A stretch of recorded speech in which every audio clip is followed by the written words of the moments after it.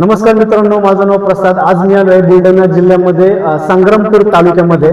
तर या मॅडमला अमृत ज्यूस दिलं होतं. मॅडम, अमृत ज्यूस घेण्याच्या आधी तुम्हाला काय काय आजार होते आणि अमृत ज्यूस घेतल्यानंतर त्यांना काय रिझल्ट आला हे मॅडम सांगतील. अमृत ज्यूस घेण्याचे माझं नाव ज्योती वसंत मारोडे, मी पळशी इथून बोलत आहे. अमृत ज्यूस घेण्याच्या आधी मला असा त्रास होता की माझं वजन वाढलेलं होतं, पोट वाढलेलं होतं आणि मला थायरॉईडचा पण त्रास होता. पण मी काही दिवसापूर्वी थायरॉईडच्या गोळ्या बंद केल्या होत्या, कारण मी गोळ्यांना कंटाळली होती. तर असेच जामोदचे गणेश भाऊ रंधाळे आमच्याकडे आले आणि त्यांनी मला हे सुचवले की तुम्ही अमृत ज्यूस घेऊन बघा. मी अमृत ज्यूस घेतलं. माझी एक बॉटल घेणं झाली, दुसरी पण अर्धी जास्त झाली. मला त्याचा खूप रिझल्ट आलेला आहे.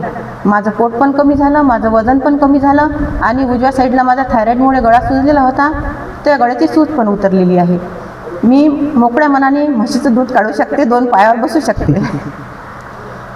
तर बघू शकता, मॅडमला वजन वाढलं होतं, म्हणजे पोट वगैरे वाढलं होतं, ते कमी झालेलं आहे. मॅडमची आता दुसरी बॉटल ऑलमोस्ट संपलीच आहे.